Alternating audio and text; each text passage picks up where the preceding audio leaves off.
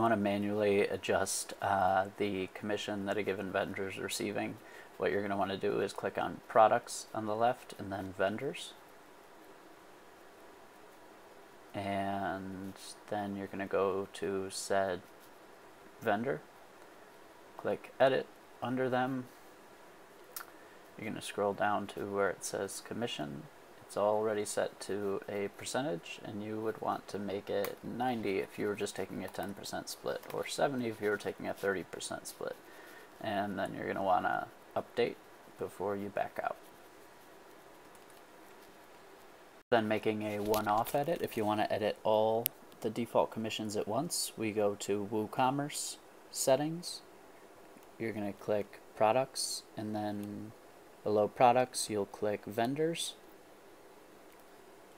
and you will update the default commission that is right here and hit Save Changes.